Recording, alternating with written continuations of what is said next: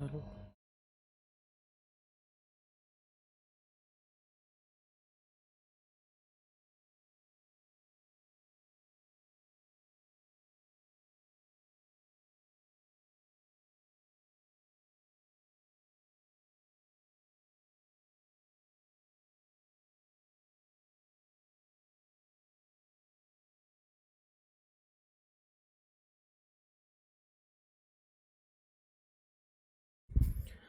प्यारे बच्चों नमस्कार, मैं अरुण सक्सेना एक बार फिर से आप सभी का स्वागत करता हूं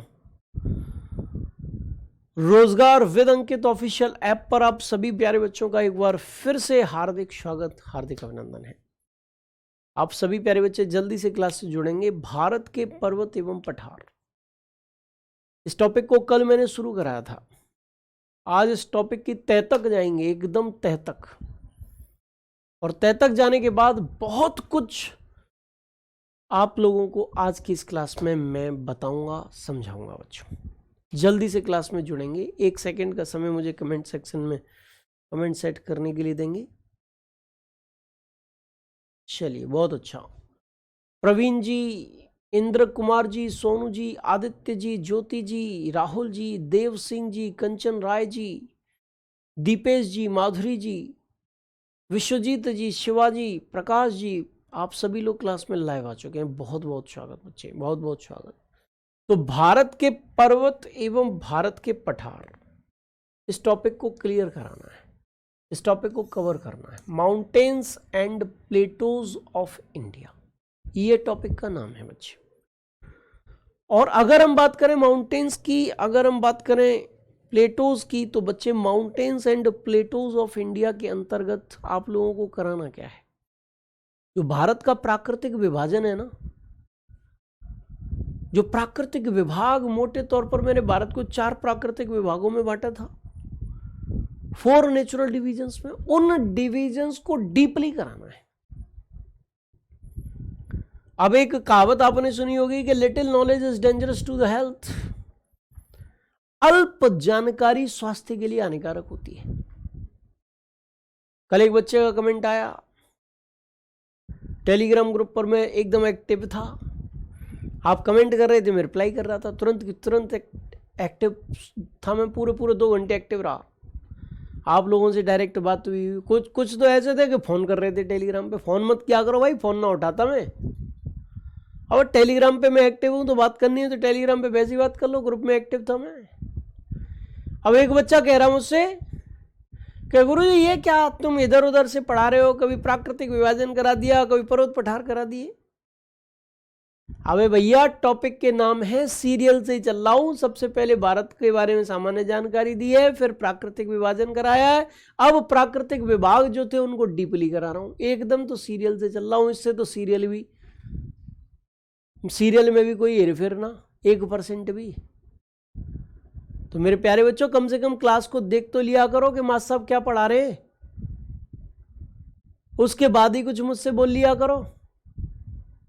हैं कि वैसे ही बिना पढ़े केवल टॉपिक का नाम देख के ही बोल देते हो कुछ। मासा मासा होते हैं यार, थोड़ा सम्मान भी जरूरी है मासा होगा है। चलिए, तो बच्चों, कल मैं आपके साथ चर्चा कर रहा था भारत के सबसे ऊपरी जो क्षेत्र है भारत का, वो कल मैं आपको बता रहा था कि उसका नाम क्या है, उत्तर का पर्वतीय क्षेत्र, उसका नाम है बच्चे। उसको मैं बड़ा डीप कराने वाला हूं भाई। ये जूम कर लिया मैंने मैप, और इस मैप को भी मैं ब्लैक ब्लैक कर देता हूं, जिससे कि तुम्हें अच्छी तरीके से बाउंड्रीज दिख जाए भारत की। देखो, एक बच्चा कह रहा गुरुजी एसआई लेवल से कराओ। भैया एसआई लेवल कौन सा है? जरा एसआई लेवल भी मुझे बता देना कि ये लेवल एसआई लेवल है। ओ भाई, इतना डीप करा रहा हूं, सब काम कर रहा हूं, फिर भी कहीं ना कहीं कमी निकाला। बीच में बैठे हुए हैं तुम्हारे, हैं कहीं ना कहीं कमी निकाल ही देते हैं। चलो इधर देखो, कोई बात नहीं है, कमी निकालने दो। मैंने भारत के उत्तर में क्या बताया था कि हिमालय पर्वत मौजूद है बच्चे। कौन सा पर्वत? हिमालय पर्वत मौजूद है। और हिमालय पर्वत संसार का सबसे ऊंचा पर्वत है। संसार की सर्वोच्च चोटी माउंट एवरेस्ट हिमालय में ही स्थित है। Highest peak of the world is mount Everest which is situated in Himalaya, which is part of Himalaya. अच्छा, मैंने बच्चों आपको बताया था कि हिमालय पर्वत जो है उसको 4 भागों में बांटकर हम देख सकते हैं। 4 पार्ट्स में हम उसको बांटकर देख सकते हैं। ठीक है जी। हाँ देखो, एक भाई वाह, अरे यार अब मैं बताओ कैसे तुम्हारी कमेंट ना देखूं है। एक बच्चा कह रहा कि चूहा निकला बिल से और फूफा ज्योग्राफी पढ़ावे दिल से। भाई वाह, ताली बजा दो इस बच्चे के लिए। भाई वाह, तुम तो यार एकदम मेरे लिए शायरी बना के ला रहे हो। मैं तुम्हारे लिए ला रहा हूँ कि तुम मोटिवेट हो जाओ, और तुम मेरे लिए ला रहे हो जिससे मैं खुश हो जाऊं। कभी मैं 40 बना देते हो, कभी कुछ है। बहुत बढ़िया, शानदार, गजब। चलो इधर देखो तो बच्चे, यहां देखिए सबसे पहले हिमालय का जो भाग मैंने आपको बताया था, इसे हिमालय का सबसे उत्तरी भाग हम कह सकते हैं। और हिमालय का सबसे उत्तरी भाग बच्चे कौन सा है? ट्रांस हिमालय। ट्रांस हिमालय ये हिमालय का सबसे उत्तरी भाग है। जो हिमालय बने हैं ना, वॉइस सही कीजिए, वॉइस सही कीजिए। वॉइस तो सही है यार, मेरी तरफ से तो वॉइस सही है, वॉइस सही है। ठीक है जी। और हिमालय का सबसे उत्तरी भाग और सबसे पुराना भाग कौन सा है? ट्रांस हिमालय है। यहां बच्चे जो ट्रांस हिमालय है उसको 3 भागों में, 3 श्रेणियों में बांटकर देखा जा सकता है। इसके अंतर्गत 3 महत्वपूर्ण श्रेणियां आती हैं। एक है कराकोरम, कराकोरम, एक है लद्दाख, लद्दाख, और एक है जास्कर, जास्कर। ये 3 श्रेणियों में बांटकर इसको देखा जा सकता है। 3 श्रेणियों में बांटकर इसका अध्ययन करते हैं। ट्रांस हिमालय क्षेत्र है, ये हिमालय का सबसे पुराना क्षेत्र है और सबसे उत्तरी क्षेत्र भी है। अगर हम बात करें बच्चे कराकोरम श्रेणी की, तो ये कराकोरम श्रेणी जो है ना, वो मोस्ट इंपॉर्टेंट है, मोस्ट इंपॉर्टेंट है कराकोरम श्रेणी। क्यों इंपॉर्टेंट है बच्चे? बोलो क्यों इंपॉर्टेंट है कराकोरम श्रेणी? तो मेरे प्यारे बच्चे, कराकोरम श्रेणी इसलिए इंपॉर्टेंट है क्योंकि इसे उच्च एशिया का मेरुदंड कहते हैं। क्या कहते हैं? उच्च एशिया को। भाई ये क्या हो रहा है यार, बिना में चलाई चल रही है कटर चल रही है, कटर। चूहा निकला बिल से और फूफा पढ़ावे दिल से। भाई वाह, गजब कर दिया तुमने तो यार, मजा आ गया एकदम सुन के। ठीक है, चलिए कराकोरम बहुत इंपॉर्टेंट है बच्चे। क्यों इंपॉर्टेंट है? क्योंकि हम इसको क्या कहते हैं? उच्च एशिया का मेरुदंड। उच्च एशिया का मेरुदंड, backbone of high Asia, backbone of high Asia के नाम से इसको जाना जाता है। बहुत ऊंचे क्षेत्र है मेरे प्यारे बच्चे। कराकोरम श्रेणी, अब भैया पूछ रहा है कि क्यों इंपॉर्टेंट है? क्यों इंपॉर्टेंट है?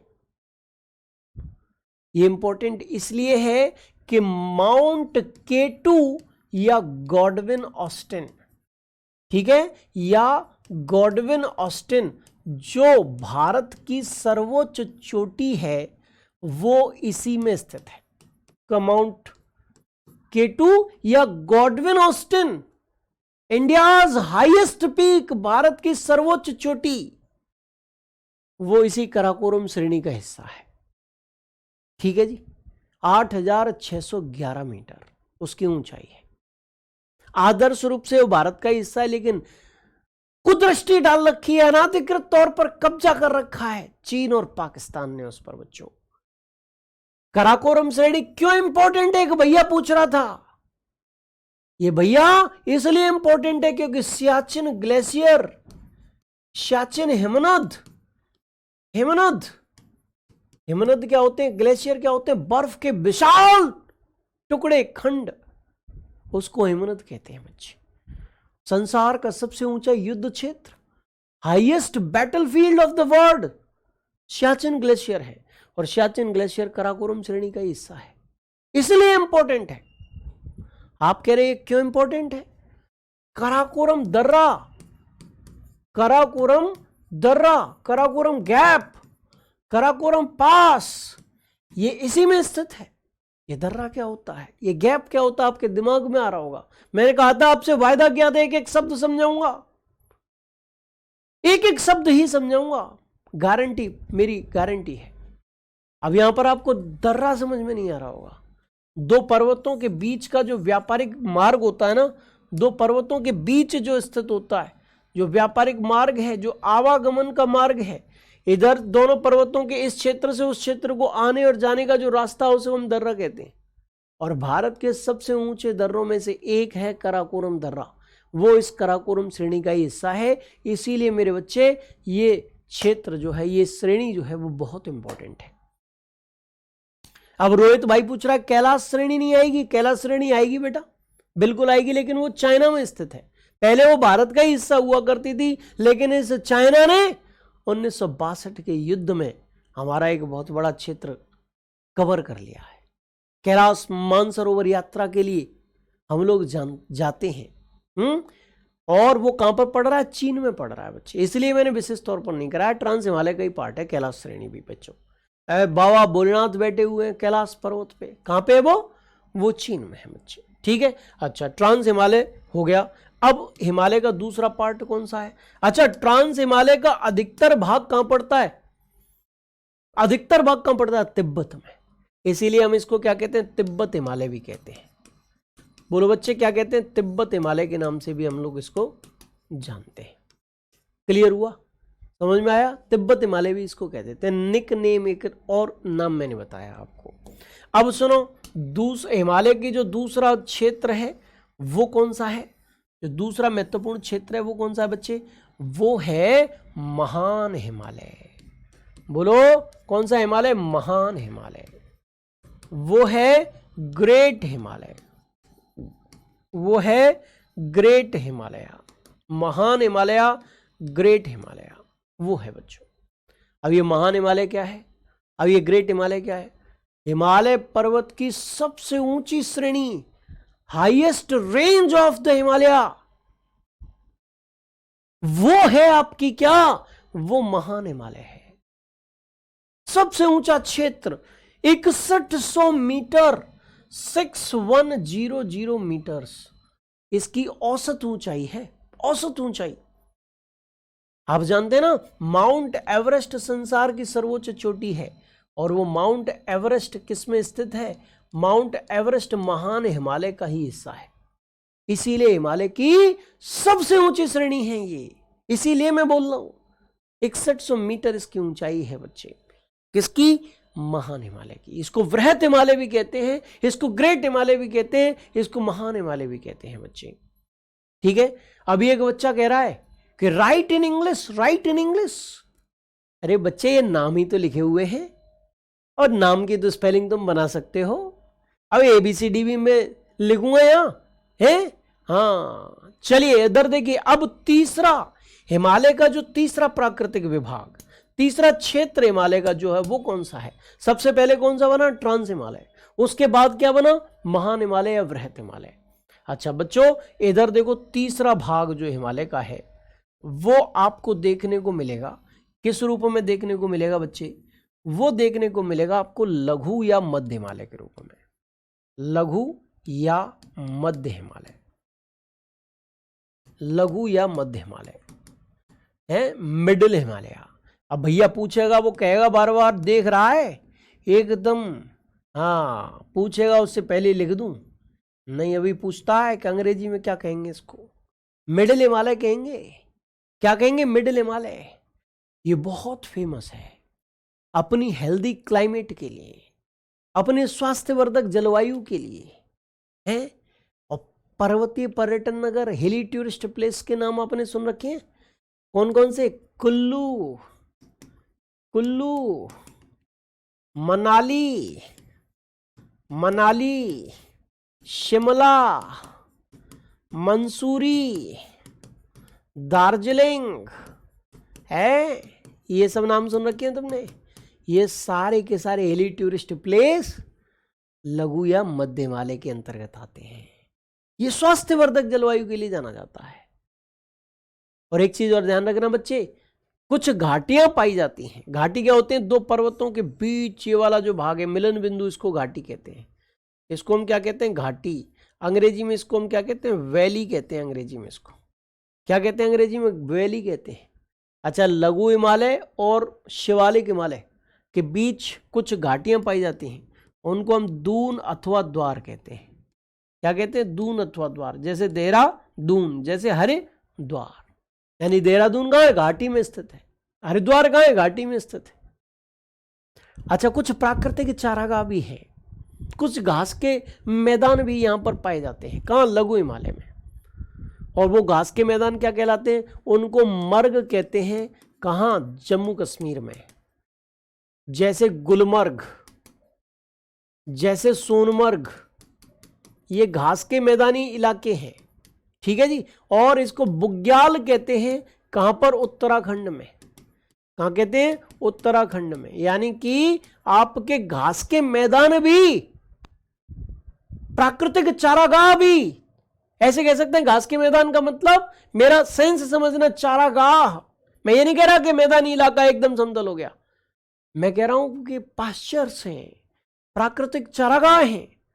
और उनको कश्मीर में मर्ग कहते हैं और उत्तराखंड में बुग्याल अथवा प्यार कहते हैं। बोलो, क्लियर हुआ? समझ में आया? अच्छा, इसके बाद बच्चे, हिमालय का सबसे दक्षिणी क्षेत्र कौन सा है? सबसे दक्षिणी क्षेत्र, तो सबसे दक्षिणी क्षेत्र आपको देखने को मिलेगा किस रूप में देखने को मिलेगा बच्चे? वो देखने को मिल जाएगा आपको, कौन सा रंग लूं? ये वाला रंग ले लेता हूं। वो आपको देखने को मिल जाएगा शिवालिक के रूप में। कौन सा हिमालय? शिवालिक हिमालय। एकदम डार्क कलर से बना रहा हूं, हैं, जिससे तुम्हें समझ में आ जाए। शिवालिक, ये शिवालिक हिमालय हो गया। सबसे उत्तर में ट्रांस हिमालय, उसके थोड़ा दक्षिण में महान हिमालय, उसके थोड़ा दक्षिण में लघु या मध्य हिमालय, और उसके थोड़ा दक्षिण में शिवालिक हिमालय। हिमालय का सबसे उत्तरी क्षेत्र कौन सा? ट्रांस हिमालय। सबसे पहले किसका निर्माण हुआ? ट्रांस हिमालय का। हिमालय का सबसे दक्षिणी क्षेत्र कौन सा? शिवालिक हिमालय। सबसे बाद में क्या बना? शिवालिक हिमालय। यानी कि हिमालय का सबसे नवीन क्षेत्र कौन सा है? अगर तुमसे क्वेश्चन पूछा जाएगा तो तुम क्या आंसर लगाओगे? आंसर लगाओगे कि गुरुजी, the newest area of Himalaya is Shivalik. वो शिवालिक हिमालय है। क्या है? वो शिवालिक हिमालय। बच्चे बोलो, क्लियर हुआ? सबसे नवीन क्षेत्र, सबसे दक्षिणी क्षेत्र। इसके बाद क्या है? मैदानी इलाके का। मैदानी इलाके की शुरुआत हो जाएगी। किसकी शुरुआत हो जाएगी? मैदानी इलाके की शुरुआत हो जाएगी। ठीक है जी। हाँ, अच्छी तरीके से देखिए। और मैंने अभी बताया कि शिवालिक और लघु हिमालय के बीच जो घाटियां मिलती हैं उन्हें दून अथवा द्वार कहते हैं। जैसे देहरादून, जैसे हरिद्वार। और मेरे प्यारे बच्चे सुनो, शिवालिक हिमालय को क्या क्या कहते हैं? इसे उप हिमालय कहते हैं। इसके कुछ नाम एनसीईआरटी ने दे रखे हैं। उप हिमालय, इसको बाह्य हिमालय भी कहते हैं। आउटर हिमालय भी इसको कहते हैं, बाह्य हिमालय। जब भी बाह्य हिमालय की बात आती है तो आंसर लोग ट्रांस हिमालय को लगा देते हैं कि ये तो बाहरी है, यही है बाह्य हिमालय। नहीं, बाह्य हिमालय ये है। इसको शिवालिक को बाह्य हिमालय कहते हैं, शिवालिक को उप हिमालय भी कहते हैं। और अभी हिमालय के क्षेत्र कंप्लीट नहीं हुए, नदियों के आधार पर भी हिमालय का वर्गीकरण किया गया। मैं आपको वो भी बताऊंगा, पूरा बताऊंगा।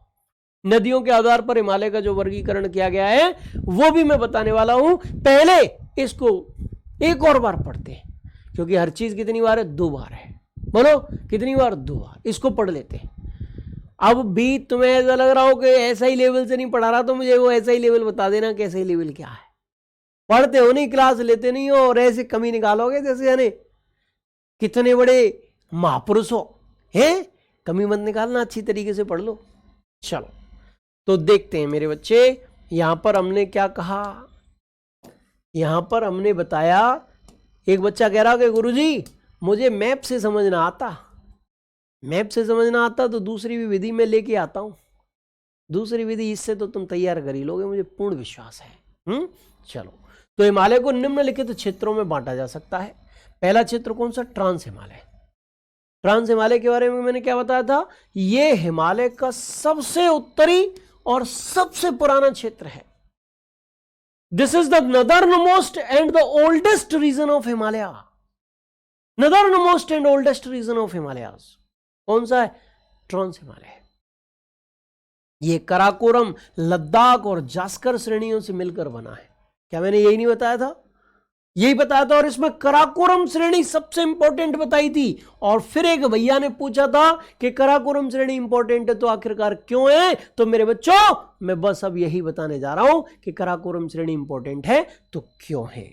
यहां पर भैया कराकोरम श्रेणी इसलिए इंपॉर्टेंट है, आप देख पा रहे हैं कि इसे उच्च एशिया का मेरुदंड कहते हैं, backbone of the high Asia के नाम से इसको हम पुकारते हैं। इस कराकोरम श्रेणी में कराकोरम दर्रा है, कराकोरम गैस है, गैप है, जो भारत के सबसे ऊंचे दर्रों में से एक है। दर्रों में से एक, भारत के सबसे ऊंचे दर्रों में से एक है। One of the highest passes in India, one of the highest passes in India, one of the highest gaps in India. दूसरा क्यों इंपॉर्टेंट है, क्योंकि सियाचिन ग्लेशियर स्थित है। ग्लेशियर क्या होता है, बर्फ के बड़े बड़े खंड, बड़े बड़े चादर जो होते हैं, विस्तृत चादर जो होते हैं, उसे हिमनद कहते हैं। और यह संसार के सबसे ऊंचे युद्ध क्षेत्रों में से एक है, नाम है सियाचिन ग्लेशियर। बोलो बच्चे क्या नाम है, सियाचिन ग्लेशियर नाम है।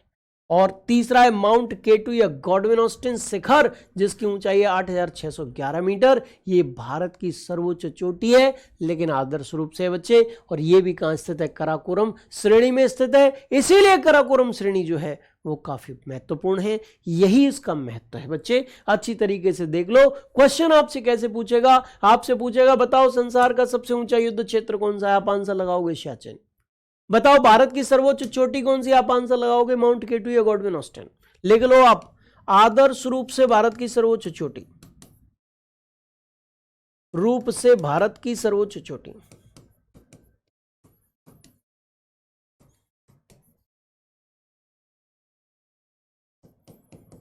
आदर्श रूप से भारत की सर्वोच्च चोटी, highest peak of India ideally.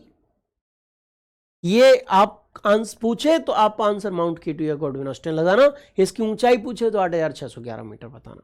अगर आपसे क्वेश्चन पूछे कि बताओ the backbone of high Asia कौन सा है, तो आप आंसर लगा देना कराकोरम श्रेणी है बच्चों। ठीक है जी।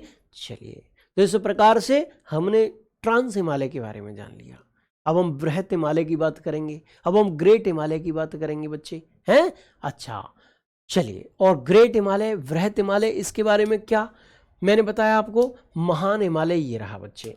इसके बारे में बताया था कि महान हिमालय या बृहत हिमालय क्षेत्र ये हिमालय का सबसे ऊंचा क्षेत्र है, हाईएस्ट श्रेणी, highest range of Himalaya, Himalaya का सबसे ऊंचा क्षेत्र है मेरे बच्चे ये। इसकी औसत ऊंचाई, एवरेज हाइट कितनी है, 6100 मीटर है लगभग में, अप्रोक्सीमेटली। ठीक है जी। अच्छा, इसके बाद ये माउंट एवरेस्ट हो जिसकी ऊंचाई 8848.86 मीटर है। ठीक है। कंचनजंगा हो जिसकी ऊंचाई 8586 मीटर है। नंदा देवी हो जिसकी ऊंचाई 7816 मीटर है। आदि सब इसी के अंतर्गत आते हैं। ये सारी की सारी जो हाईएस्ट पीक्स हैं वो इसी के अंतर्गत आती हैं।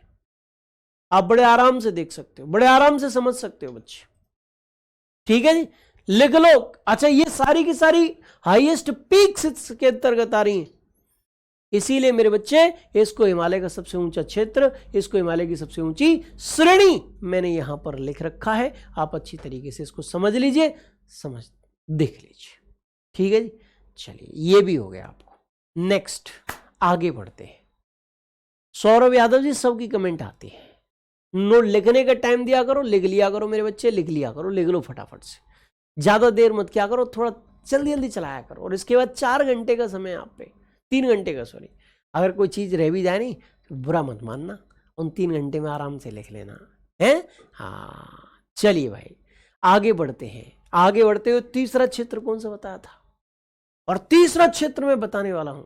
2 शब्द बोलूंगा तुमसे, 2 शब्द बोलूंगा, और 2 शब्द बोल के तुम्हें मोटिवेट करने का प्रयत्न करूंगा।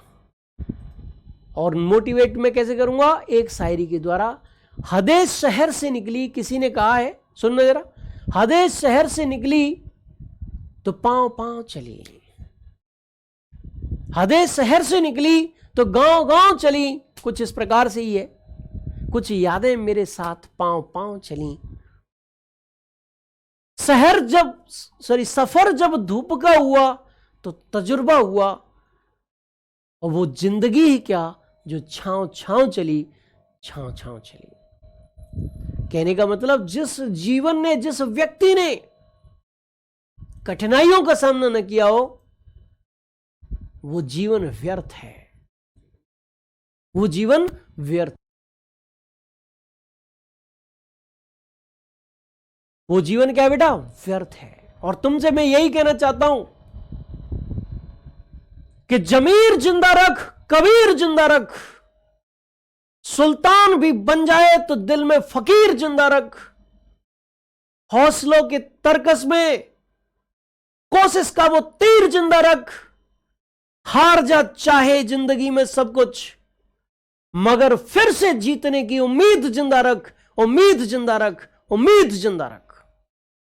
जिसके अंदर उम्मीद है, जिसके अंदर पॉजिटिविटी है, वो सिलेक्शन को प्राप्त करेगा। और जो नेगेटिव है, जो निराश है, वो तो भैया उसकी तो मैं कुछ नहीं कह सकता। ठीक है जी, चलिए आगे बढ़ते हैं। हिमालय के जो नेक्स्ट क्षेत्र है उसकी चर्चा आपके साथ करते हैं बच्चों। ये तीसरा क्षेत्र है बेटा, लघु हिमालय या मध्य हिमालय। इसको अंग्रेजी में मिडिल हिमालय और लेजर हिमालय के नाम से हम लोग पुकारते हैं। तो मेरे प्यारे बच्चे, मैंने आपको बताया था कि स्वास्थ्यवर्धक जलवायु के लिए फेमस है, हेल्दी क्लाइमेट के लिए फेमस है बच्चे। इसमें बहुत सारे पर्वतीय पर्यटन नगर आते हैं, हिली टूरिस्ट प्लेसेस आते हैं इसके अंतर्गत, जिसमें शिमला भी आ रहा है, जिसमें मंसूरी भी आ रहा है, जिसमें कुल्लू भी आ रहा है, जिसमें मनाली भी आ रहा है, जिसमें दार्जिलिंग भी आ रहा है। ये सारे के सारे हिली टूरिस्ट प्लेसेस आपको देखने को मिलेंगे लघु हिमालय या मध्य हिमालय के अंतर्गत बच्चों। इसमें प्राकृतिक चारागाह भी मिलते हैं, और उन प्राकृतिक चारागाहों को कश्मीर में हम क्या कहते हैं? मर्ग कहते हैं। और इसके उदाहरण क्या है? गुलमर्ग और सोनमर्ग। और इन्हीं प्राकृतिक चारागाहों को उत्तराखंड में बुग्याल अथवा प्यार के नाम से हम लोग जानते हैं। अब क्वेश्चन कैसे बनेगा? क्वेश्चन बनेगा कि बताओ शिमला कहां स्थित है, तो आप आंसर लगाओगे लघु हिमालय में। बताओ मंसूरी कहां स्थित है, आप आंसर लगाओगे लघु हिमालय में। बताओ कौन सा हिमालय का ऐसा क्षेत्र है जो अपनी स्वास्थ्यवर्धक जलवायु के लिए जाना जाता है, आप आंसर लगाओगे लघु या मध्य हिमालय में। आपसे क्वेश्चन पूछा जाएगा बताओ गुलमर्ग और सोनमर्ग कहां है, आप आंसर लगाओगे लघु या मध्य हिमालय में। ये है मेरे बच्चे लघु या मध्य हिमालय के बारे में। आगे बढ़ता हूं और चर्चा करता हूं आपसे चौथे क्षेत्र की, और वो है शिवालिक हिमालय, उप हिमालय या बाह्य हिमालय। सारे के सारे चीजें उसी तीनों नाम जो मैंने बताए शिवालिक हिमालय के ही हैं बच्चों। ठीक है, कॉपी कर रहे हैं? कर लो तुम कॉपी, बिल्कुल पीछे मत हटो, जल्दी से फटाफट से कॉपी कर लो, तुम परेशान मत हो तुम। ठीक है, चलिए। दार्जिलिंग पश्चिम बंगाल में बेटा, रोहित तिवारी जी। ठीक है जी।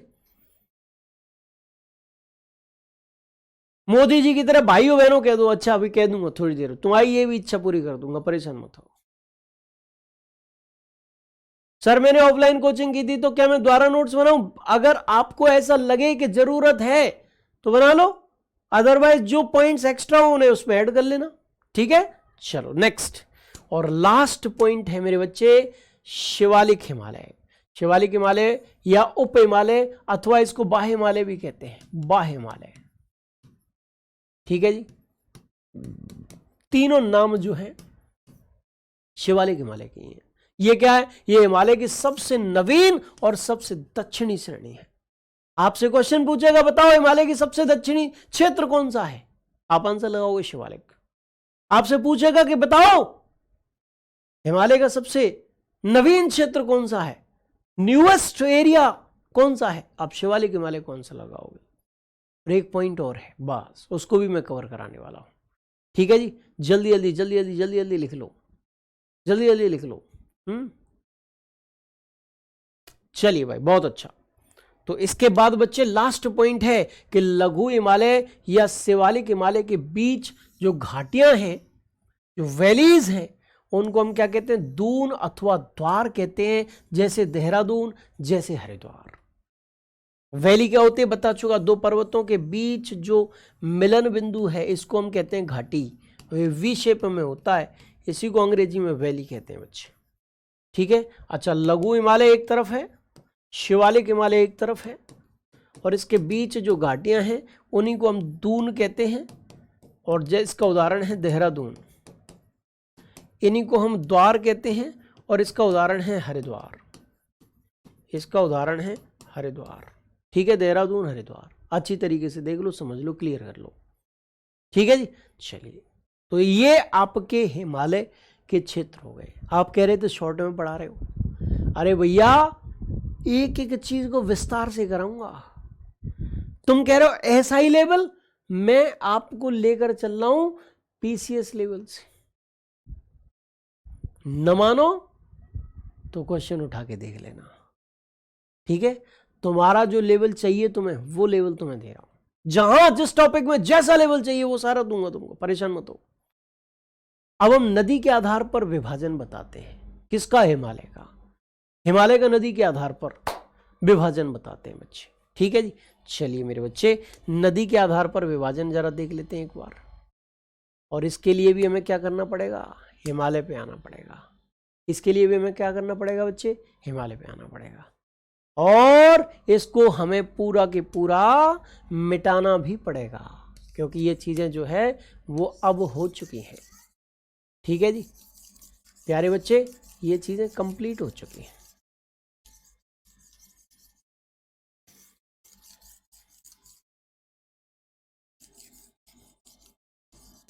हिमालय का वर्गीकरण वो भी किसके आधार पर? नदियों के आधार पर। नदियों ने भी हिमालय को विभिन्न भागों में बांट दिया है भाई। है किस में बांट दिया? विभिन्न भागों में बांट दिया। किसने बांट दिया? नदियों ने बांट दिया भाई।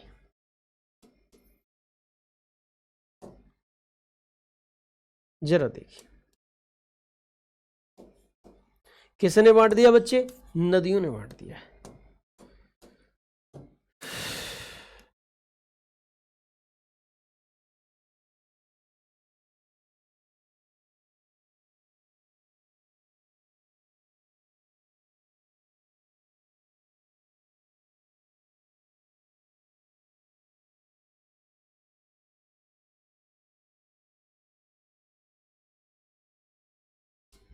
देखिए, ये भारत है।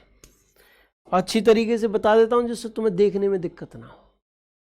तो मेरे बच्चे यहां पर देखो, एक नदी बहती है, इसका नाम है सिंधु नदी। क्या नाम है बच्चा? सिंधु नदी नाम है, इंडस रिवर। ठीक है। और एक नदी यहां पर बह रही है, उस नदी का नाम क्या है? उस नदी का नाम है बच्चे सतलज नदी। क्या नाम है? सतलज नदी। और ये सिंधु और सतलज के बीच जो हिमालय है उसको हम क्या कहते हैं? उसको हम बच्चे हम कहते हैं पंजाब हिमालय। बोलो कौन सा हिमालय? पंजाब हिमालय। इसको हम पंजाब हिमालय कहते हैं। अच्छा, तुम्हें दिमाग में एक आ रहा होगा कि यहां पे तो कश्मीर है, यहां लद्दाख है। गुरुजी कह रहे हैं पंजाब हिमालय। बेटा ये नाम है मेरे प्यारे बच्चे, ये तो नाम है। ये क्या है? ये तो नेम्स है, ये तो नाम है। किसके? हिमालय के। ये प्रदेशों के नाम नहीं है, केंद्र शासित प्रदेशों के नाम नहीं है। ठीक है जी बच्चे। अच्छा, इसके बाद सुनो, यहां पर एक नदी बह रही है मेरे बेटा। यहां पर देखो, यहां पर देखो, ये एक नदी है, काली नदी है। नाम क्या है? काली नदी। काली नदी बह रही है। और इस सतलज नदी के बीच और काली नदी के बीच जो हिमालय है उसको हम क्या कहते हैं बच्चे? तो मेरे बेटा उसको हम कहेंगे, बोलो, कुमाऊं हिमालय। क्या कहेंगे? कुमाऊं हिमालय। बोलो क्या कहेंगे बच्चे? कुमाऊं हिमालय कहेंगे। इस क्षेत्र को कुमाऊं हिमालय कहेंगे। अच्छा, यहां पर एक नदी बह रही है बच्चे, तिस्ता नदी। ये रही तिस्ता नदी, ये सीधी गई, तिस्ता नदी नाम है इसका। तिस्ता नाम है इसका। अच्छा, काली नदी और तिस्ता नदी के बीच का ये जो क्षेत्र है इसको हम क्या कहते हैं प्यारे बेटा? इस क्षेत्र को, काली नदी और तिस्ता नदी के बीच का क्षेत्र जो है उसको हम नेपाल हिमालय कहते हैं। क्या कहते हैं? नेपाल हिमालय कहते हैं, क्योंकि इसमें नेपाल देश है और इसको क्या कहते हैं? नेपाल हिमालय कहते हैं बच्चे। बोलो क्या कहते हैं? नेपाल हिमालय। अच्छा, इधर से एक नदी आ रही है, उस नदी का नाम क्या है? उस नदी का नाम है उस नदी का नाम है ब्रह्मपुत्र नदी। कौन सी नदी? ब्रह्मपुत्र। यहाँ पर अरुणाचल प्रदेश में उसे क्या कहते हैं? उसे कहते हैं दिहांग। अरुणाचल प्रदेश में उसे दिहांग कहते हैं। और ये तिस्ता नदी और दिहांग नदी के बीच का जो हिमालय है वो क्या कहलाता है? वो असम हिमालय है बच्चे। कौन सा हिमालय है? असम हिमालय है। ठीक है जी, वो असम हिमालय है। यानी कि बच्चे 4 क्षेत्रों में उसको बांटा गया है। पंजाब हिमालय, कुमाऊं हिमालय, कुमाऊं हिमालय को गढ़वाल हिमालय भी कहते हैं, नेपाल हिमालय, असम हिमालय। यहां से आपसे सीधे सीधे क्वेश्चन यही पूछेगा, बताइए प्लीज प्लीज सिंधु और सतलज के बीच हिमालय क्या है? पंजाब हिमालय है। सतलज और काली नदी के बीच कौन सा हिमालय है? कुमाऊं हिमालय है। काली और तिस्ता नदियों के बीच हिमालय कौन सा है? नेपाल हिमालय है। और तिस्ता और दिहांग नदियों के बीच हिमालय कौन सा है? Assam Himalaya.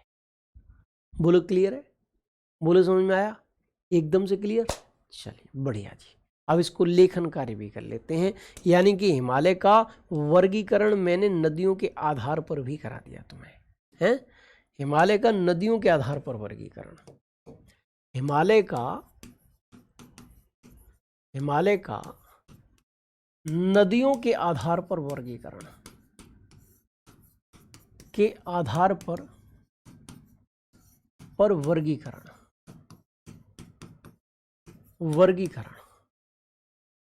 Classification of rivers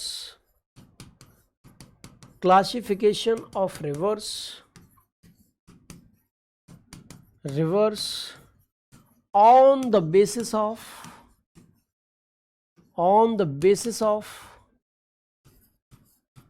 classification of Himalaya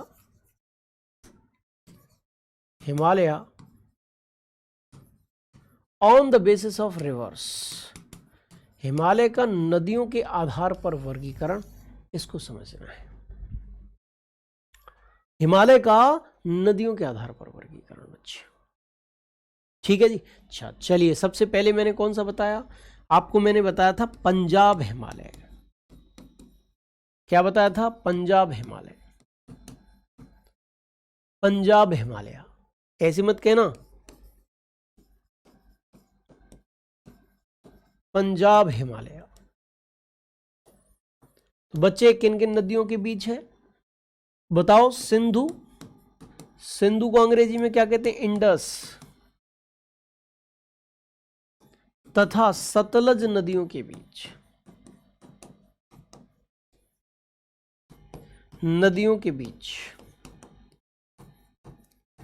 between Indus and Sutlej rivers, क्या है बच्चे? पंजाब हिमालय है। क्या है? पंजाब हिमालय। पंजाब हिमालय के बाद बच्चों क्या है? कुमाऊं हिमालय।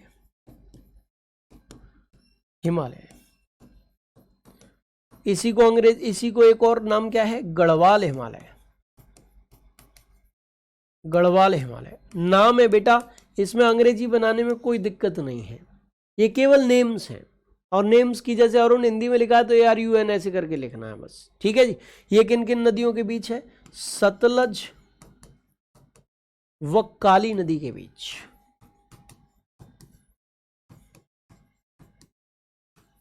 सतलज और काली नदी के बीच जो हिमालय का पार्ट है उसको हम क्या कहते हैं? कुमाऊं हिमालय कहते हैं। उसको गढ़वाल हिमालय कहते हैं बच्चे, ठीक है जी। हाँ, उसको गढ़वाल हिमालय, उसको कुमाऊं हिमालय कहते हैं। चलिए, इसके बाद बच्चों लेखन कार्य मेरे साथ साथ कर लिया होगा आपने, ऐसी मेरी उम्मीद है, ठीक है जी। चलिए आगे बढ़ते हैं। आगे बढ़ते हुए मेरे बच्चे आपके साथ हम चर्चा करते हैं। कुमाऊं हिमालय हो गया, गढ़वाल हिमालय हो गया, इसके बाद बच्चों आपको नेपाल हिमालय मिलेगा, नेपाल हिमालय। और भैया नेपाल हिमालय की चर्चा करें तो ये किस किस के बीच है? काली व तीस्ता नदियों के बीच, काली व तीस्ता नदियों के बीच, काली नदी के बीच, काली और तीस्ता नदियों के बीच जो हिमालय का पार्ट पड़ रहा है वो कहाँ है? वो बच्चे नेपाल हिमालय है। और लास्ट हिमालय का भाग है असम हिमालय। और असम हिमालय बोलो किन किन नदियों के बीच है? असम हिमालय आपकी तीस्ता और दिहांग नदियों के बीच है। ठीक है जी, तीस्ता और दिहांग नदियों के बीच, दिहांग नदियों के बीच,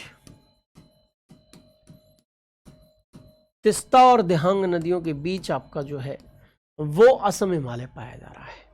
ठीक है जी, चलिए ये हो गया आपका हिमालय का वर्गीकरण किसके आधार पर? नदियों के आधार पर। ठीक है जी, नोट्स अभी मिल जाएगा ना बेटा, 2 से 3 घंटे के अंदर नोट्स मिल जाएगा, पीडीएफ नोट्स भी और रिटन नोट्स भी। ठीक है, लेकिन आप जो है वो सबसे ज्यादा किसे कंसीडर करेंगे? बोर्ड पीडीएफ को कंसीडर करेंगे। रिटन पीडीएफ में थोड़ी सी गलती भी हो सकती है, बोर्ड पीडीएफ में गलती होने की संभावना कम है। पढ़ने के लिए, लिखने के लिए बोर्ड पीडीएफ को ज्यादा प्रयोग आप करेंगे बच्चे, इसमें संभावना बहुत कम है। ठीक है जी, चलिए तो ये भी कॉपी कर लिया होगा। यहां पर आप हिमालय के बारे में विस्तार से पढ़ चुके हैं। ठीक है, हाँ विस्तार से पढ़ चुके। अब हिमालय के बाद दूसरा कौन सा प्राकृतिक विभाग था? दूसरा था उत्तर का विशाल मैदान। और उत्तर का विशाल मैदान मेरे बच्चे ये वाला क्षेत्र है, ये वाला, ये वाला उत्तर का विशाल मैदान है। ठीक है, और उत्तर के विशाल मैदान के बारे में मैं आप लोगों को अच्छी तरीके से समझा चुका हूं। Great plains of the north, ये सिंधु, गंगा, ब्रह्मपुत्र और उनकी सहायक नदियों के द्वारा लाए गए सेडिमेंट्स, अवसादों के निरंतर जमाव से बना है, निरंतर जमाव से बना है मेरे प्यारे बच्चे। Continuous deposition of the sediments carried by Indus, Ganga and Brahmaputra rivers and their tributaries. ठीक है, उनके द्वारा ये बना हुआ है बच्चे।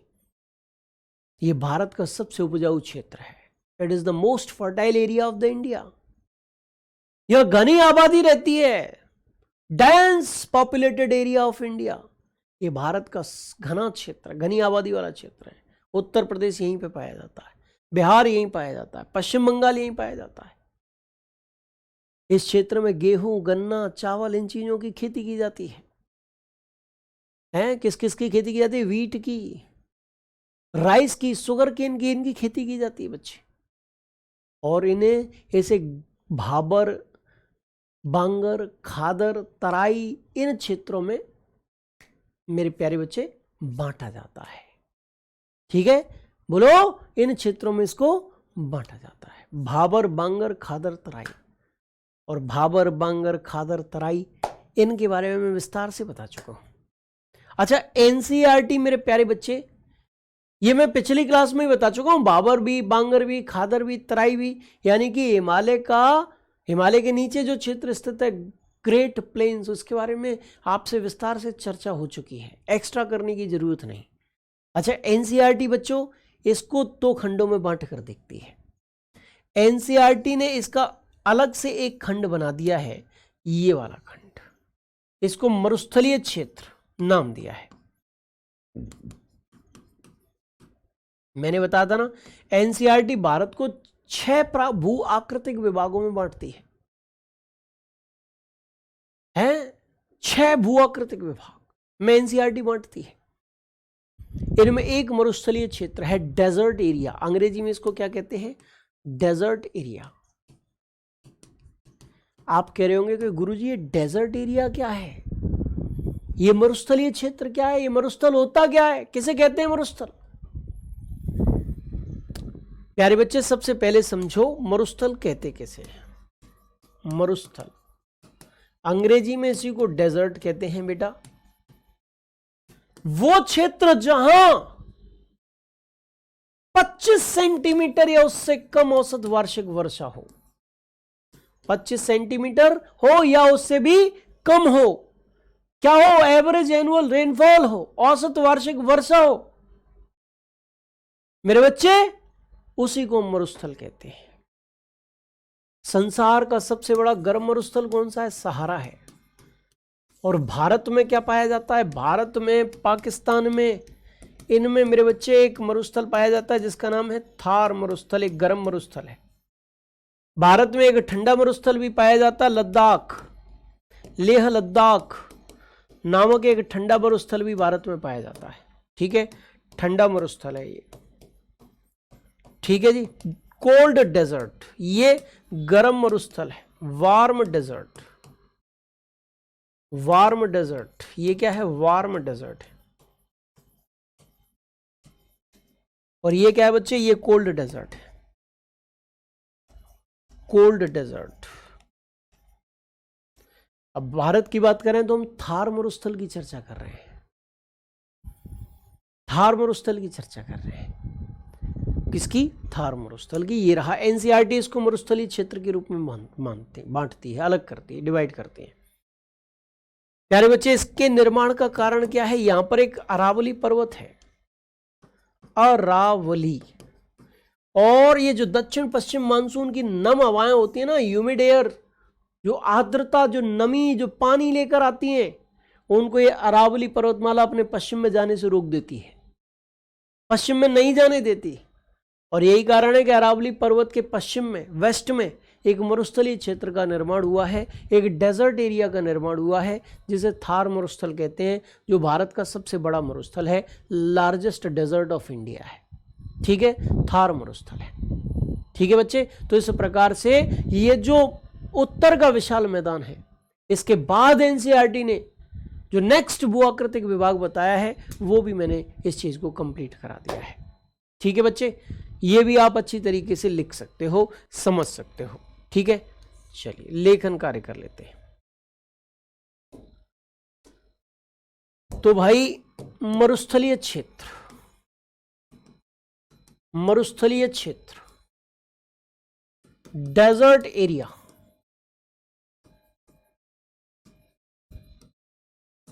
ठीक है जी। इसमें क्या लिखेंगे? थार मरुस्थल भारत का सबसे बड़ा मरुस्थल है, भारत का सबसे बड़ा मरुस्थल है, मरुस्थल है। Thar desert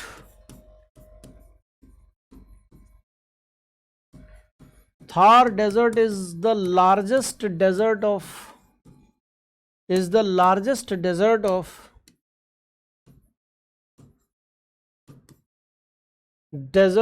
India. Thar desert is the largest desert of India. ठीक है जी। अच्छा, इसके बारे में, इसके बाद, अच्छा, भारत का सबसे बड़ा मरुस्थलीय राज्य कौन सा है? भारत का सबसे बड़ा मरुस्थलीय राज्य, सबसे बड़ा मरुस्थलीय राज्य, मरुस्थलीय राज्य राजस्थान है, राजस्थान है। Rajasthan is the largest desert state in India.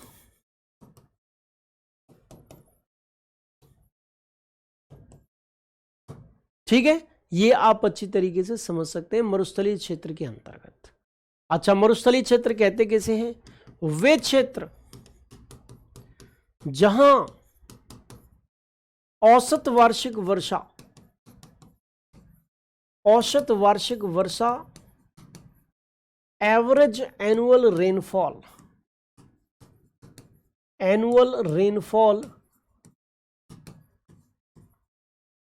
25 centimetre या उससे भी कम हो, कम को अंग्रेजी में लेस कहते हैं, हो, मरुस्थल डेजर्ट कहलाता है। ठीक है जी, उसे मरुस्थल कहते हैं। तो मरुस्थलीय क्षेत्र होता क्या है? भारत का सबसे बड़ा मरुस्थल, भारत का सबसे बड़ा मरुस्थलीय राज्य। ये आपने जान लिया, अच्छी तरीके से पढ़ लिए, समझ लिए। इसके बाद बच्चे कल हम आपसे मुलाकात करेंगे। यहां तक याद रखेंगे बच्चों, मैंने दम लगा रखी है आपके सपनों को पूरा करने के लिए। आप भी अपने सपनों को साकार करने के लिए दम लगा दीजिए। कल हम भारत के जो प्रायद्वीपीय पठार है ना, पेनिनसुलर प्लेटो ऑफ इंडिया, उसकी चर्चा करने वाले हैं। दमदारी के साथ चर्चा करेंगे, दमदारी के साथ पेनिनसुलर प्लेटो ऑफ इंडिया की एक एक चीज विस्तार से बताऊंगा तुम्हें। बिल्कुल भी परेशान मत हो जाना दो, ठीक है? कल तक के लिए मुझे इजाजत दो, कल मिलेंगे। तब तक के लिए जय हिंद, जय भारत, जय महाकाल।